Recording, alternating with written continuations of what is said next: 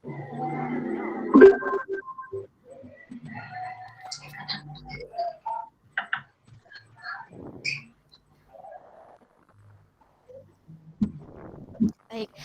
assalamualaikum warahmatullahi wabarakatuh.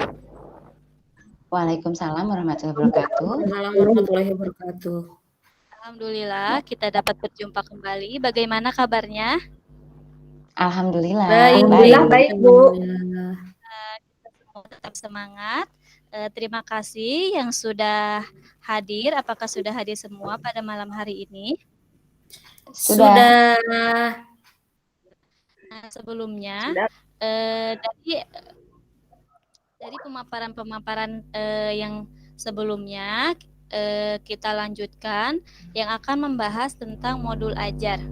Nah, sebelum kita membahas modul ajar tersebut, apa yang Ibu ketahui mengenai tentang modul?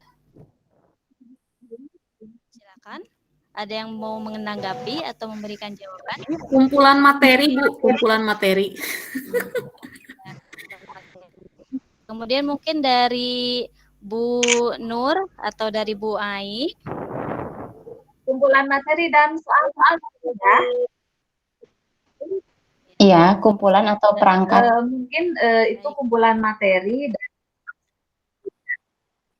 Saya tampilkan dulu apakah sudah terlihat?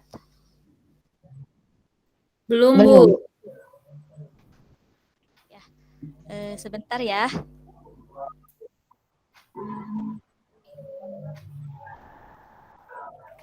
Nah, dari kumpulan materi-materi itu biasanya ada apa saja selain materi? Latihan ada soal. latihan soal.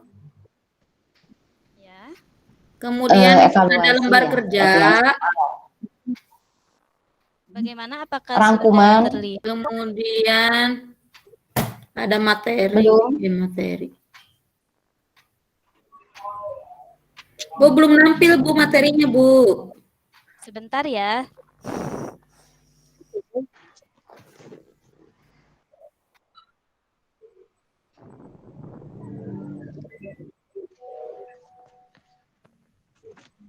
Apakah sudah terlihat? Loading. Ya, Oke, sudah. Nah, sebelumnya kita akan membahas tentang modul ajar. Nah, dari modul ajar ini yang Ibu sampaikan yaitu kumpulan-kumpulan dari materi. Tapi di sini akan kita bahas yaitu tentang konsep modul ajar terlebih dahulu. Apa sih yang dimaksud dengan modul ajar? Nah, modul ajar itu adalah sejumlah alat atau sarana, media, metode, petunjuk, dan juga pedoman yang dirancang secara sistematis dan juga menarik. Nah, modul ajar ini tidak memiliki format-format atau susunan-susunan yang sebagaimana seperti perangkat-perangkat pembelajaran yang sudah terformat sebelumnya. Namun, pada modul ajar ini bisa memvariasi mungkin bentuk-bentuk modul ajarnya.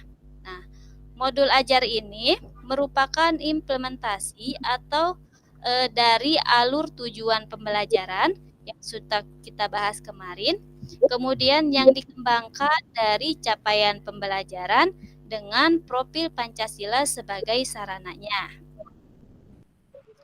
Nah, modul ajar dapat disusun sesuai dengan fase atau sesuai dengan tahap perkembangan peserta didik dengan mempertimbangkan apa yang akan dipelajari dengan tujuan pembelajaran dan berbasis perkembangan dengan jangka yang panjang. Nah, dari modul ajar ini, guru perlu memahami konsep mengenai modul ajar agar proses pembelajaran bisa lebih menarik dan juga lebih bermakna.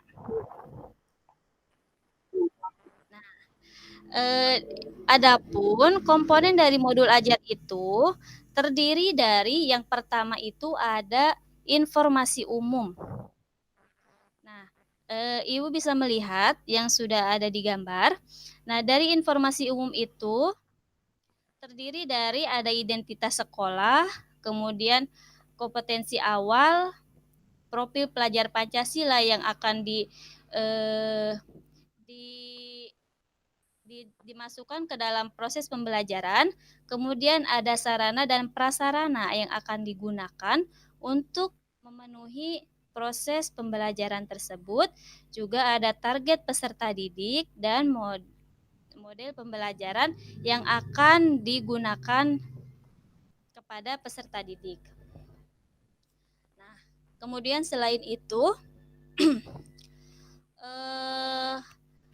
ada komponen inti yang terdiri dari yang pertama ada tujuan pembelajaran, kedua ada pemahaman yang bermakna, kemudian ada pertanyaan pematik, ada kesiapan pembelajaran, kegiatan pembelajaran, asesmen, pengayaan dan remedial, serta ada refleksi peserta didik dan juga guru. Nah, dari komponen-komponen itu nanti akan kita bahas satu persatu. Dan yang terakhir yaitu ada lampiran. Biasanya di dalam lampiran ini terdiri dari lembar kerja, kemudian ada bahan bacaan untuk guru dan juga untuk peserta didik, ada glosarium dan juga ada daftar pustaka. Nah, yang pertama yaitu ada informasi umum mengenai identitas modul, atau biasanya modul ini seperti rencana pelaksanaan pembelajaran, yang mana di dalamnya terdiri dari identitas sekolah dan juga identitas guru pengampunya. Kemudian yang kedua ada kompetensi awal. Nah, kompetensi awal ini adalah pengetahuan atau keterampilan yang perlu dimiliki oleh siswa sebelum mempelajari topik tertentu. Kompetensi awal ini merupakan ukuran seberapa dalam modul ajar yang dirancang. Yang ketiga yaitu adanya profil pelajar Pancasila. Nah, dari profil pelajar Pancasila ini ada apa saja?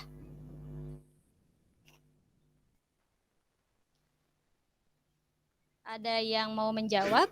Profil pelajar Pancasila. Saya, Bu. Ya, silakan. Beriman dan bertakwa kepada Tuhan Yang Maha Esa dan berharap mulia, berkebinekaan global, gotong royong, mandiri, kritis, kreatif. Alhamdulillah sepertinya ibu-ibu sudah hatam sekali tentang profil pelajar Pancasila ya. Jadi dalam modul pembelajaran ini kita dapat menstimulus atau menerapkan profil pelajar Pancasila kepada peserta didik. Nah, dari keenam elemen itu tidak harus seluruhnya, jadi boleh beberapa dari keenam elemen tersebut yang dapat kita masukkan. Kemudian yang keempat yaitu ada sarana dan prasarana, di mana sarana dan prasarana ini yang menunjang aktivitas pembelajaran seperti perangkat pembelajaran yang digunakan oleh guru ataupun media yang akan ditampilkan kepada peserta didik. Kemudian yang kelima dari informasi umum ini ada target peserta didik. Nah, peserta didik ini memiliki target-target seperti menjadikan peserta didik yang religius, kemudian peserta didik dengan kesulitan belajarnya, memiliki gaya belajar yang terbatas, hanya satu gaya, misalnya dengan audio, memiliki kesulitan dengan bahasa, dan pemahaman materi ajar. Kemudian kita bisa memberikan pertanyaan-pertanyaan HOTS dan juga agar anak tersebut bisa memiliki keterampilan. Kemudian yang ke-6, model pembelajaran. Nah, boleh di dalam modul ini boleh dituliskan atau dimasukkan model-model pembelajaran yang akan Ibu jalankan. Misalnya, ketika di pandemi seperti ini biasanya menggunakan pembelajaran daring. Nah, adapun untuk komponen inti, yang pertama itu ada tujuan pembelajaran. Sudah kita bahas waktu pertemuan kemarin ya. Dalam tujuan pembelajaran ini harus mencerminkan hal-hal yang penting dari pembelajaran dan harus bisa diuji dengan berbagai bentuk asesmen sebagai bentuk dari unjuk pemahaman. Nah, jadi dalam tujuan-tujuan pembelajaran ini kita dapat menentukan kegiatan belajar, sumber daya yang akan digunakan dan dengan kesulitan yang akan diberikan kepada peserta didik. Kemudian ada pemahaman pemahaman bermakna. Nah, pemahaman bermakna ini adalah informasi tentang manfaat akan peserta didik peroleh setelah mengikuti proses pembelajaran, atau bisa dikatakan sebagai manfaat dari proses pembelajaran itu sendiri apa yang anak dapatkan. Nah, kita lanjutkan. Yang ketiga yaitu ada pertanyaan tematik. Pertanyaan tematik ini dibuat oleh guru untuk menumbuhkan rasa ingin tahu dan kemampuan berpikir kritis dalam diri peserta didik. Nah, pertanyaan ini dapat memandu siswa untuk memperoleh pemahaman bermakna sesuai dengan tujuan pembelajaran. Nah, kita dapat mencontohkannya pada pembelajaran menulis cerpen. Guru dapat mendorong pertanyaan-pertanyaan tematik sebagai berikut. Nah, contohnya yaitu apa yang membuat sebuah cerpen menarik untuk dibaca? Atau jika kamu meminta untuk membuat akhir cerita yang berbeda, apa yang akan kamu usulkan? Atau pertanyaan-pertanyaan yang dapat membangun kritis pada peserta didik. Kemudian selanjutnya yaitu ada kegiatan pembelajaran. Nah, urutan kegiatan pembelajaran inti ini dalam bentuk langkah-langkah kegiatan pembelajaran yang dituangkan secara konkret, disertakan opsi atau pembelajaran alternatif dan langkah untuk menyesuaikan dengan kebutuhan belajar peserta didik. Nah, langkah kegiatan pembelajaran ini dapat ditulis secara berurutan sesuai dengan durasi waktu yang direncanakan dan meliputi 3 tahap yaitu pendahuluan, kemudian ada inti dan juga ada penutup. Nah, dari kompetensi inti ini yang terakhir yaitu selanjutnya itu ada asesmen. Nah, mungkin asesmen ini sudah tidak asing lagi, yaitu di mana asesmen ini digunakan untuk mengukur capaian pembelajaran di akhir kegiatan atau di dalam pembelajaran atau juga sebelum pembelajaran. Dan juga bentuk asesmen ini bisa dilakukan atau kita bisa mengobservasi sikap-sikap dari profil Pancasila tersebut. Kemudian ada pengayaan dan juga remedial. Nah, setelah kita melakukan asesmen, dari pengayaan itu, kegiatan belajar yang diberikan pada peserta didik sebagai capaian tinggi agar mereka dapat mengembangkan potensi secara optimal. Adapun yang dimaksud dengan remedial itu diberikan kepada peserta didik yang membutuhkan bimbingan untuk memahami materi.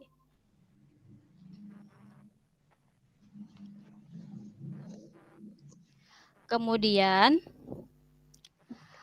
selanjutnya yaitu ada lampiran di mana lampiran ini terdiri dari 4 komponen. Yang pertama yaitu ada lembar kerja, kedua yaitu ada bahan bacaan atau bisa sebagai buku sumber ataupun bacaan-bacaan untuk memperdalam pemahaman materi pada saat atau pada akhir pembelajaran.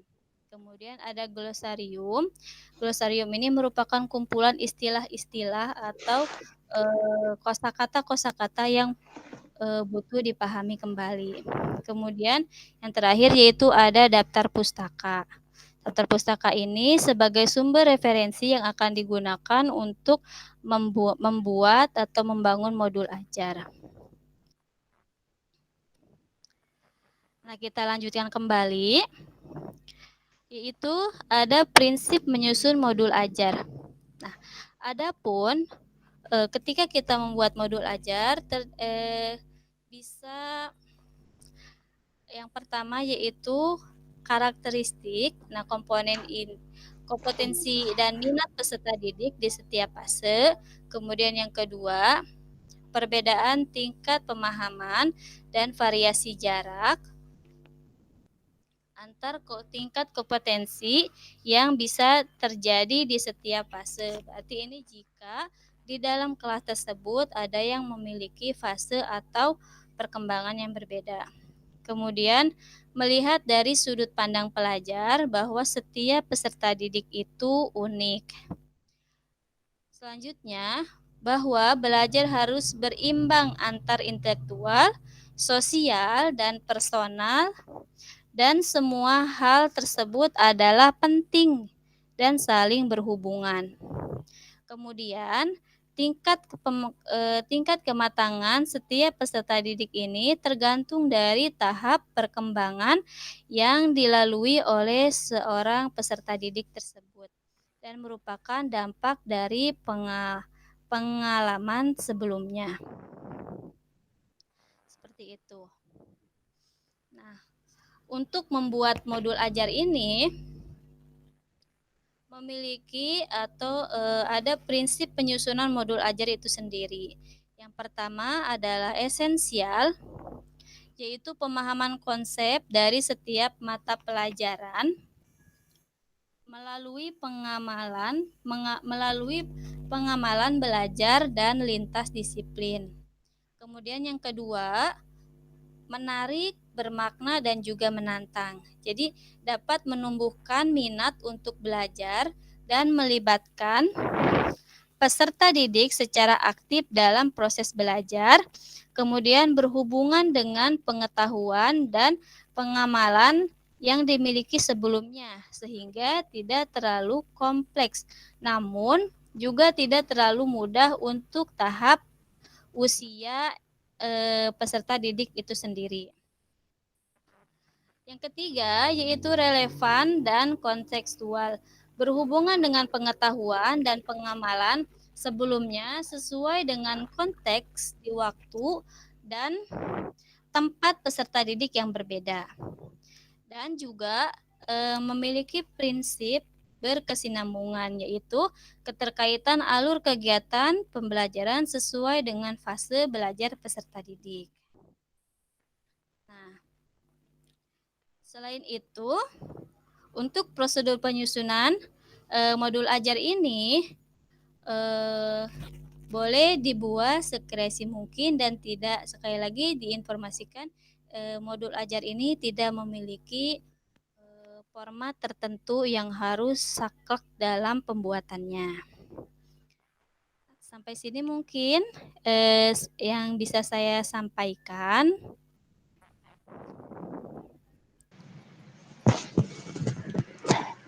Jadi untuk modul ajar itu hampir sama dengan RPP, Bu? Ya, modul ajar ini bisa kita katakan hampir sama dengan RPP, namun dalam komposisinya itu lebih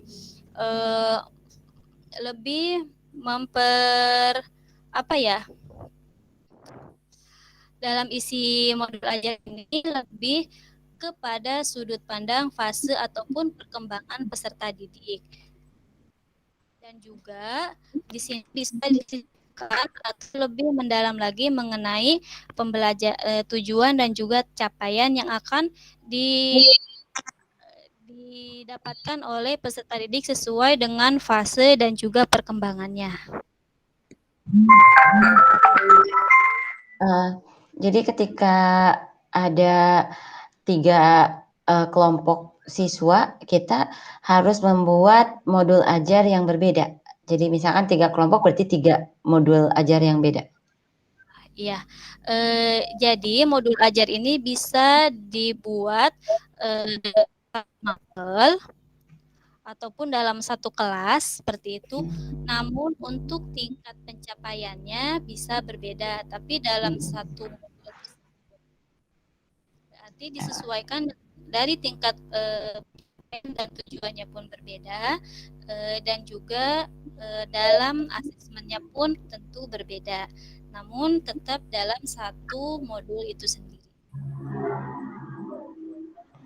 Terima kasih. Bu, boleh bertanya? Ya, silahkan. Tadi pada informasi umum ada poin sarana prasarana. Mengapa harus ada poin sarana prasarana? Apa kaitannya dengan penyusunan modul ajar dan ketercapaian siswa? Ya, terima kasih atas pertanyaannya. Mungkin dari sarana prasarana ini kita dapat menuliskan apa saja yang akan kita apa saja yang akan kita sampaikan menggunakan apa, atau ketika dalam praktik pembelajaran kita bisa menggunakan atau apa saja untuk atau dalam proses pembelajaran itu sendiri. Jadi sarana prasarana teh sama dengan alat dan bahan kalau dulu mah gitu? Ya, seperti itu mungkin. Jadi di dalam modul tersebut kita bisa menjabarkan apa kegiatan siswa dengan menggunakan apa. Nanti boleh ditulis alat atau sarana dan prasarana yang akan digunakan, juga yang digunakan oleh guru itu sendiri. Siap. Baik, terima kasih Bu. Terima kasih. Ada lagi yang mau ditanyakan? Cukup Ibu, udah jelas. Ya, terima kasih. Dari pemaparan materi yang sudah saya sampaikan, Ibu bisa membuatkan contoh modul ajar, dan contoh modul ajarnya sudah saya share di dalam grup.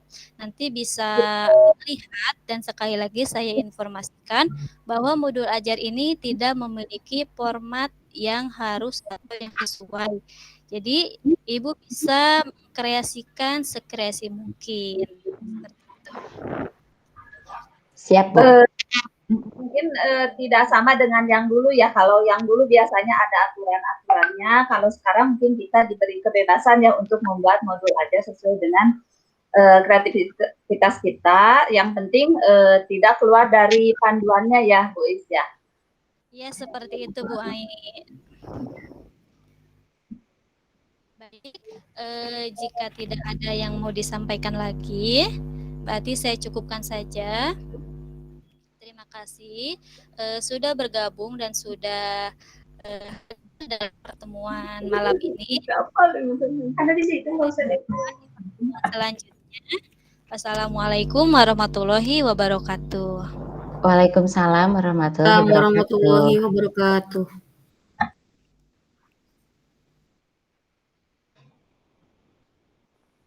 Aduh, saya sok lupa komentarnya padahal itu belum masih itu.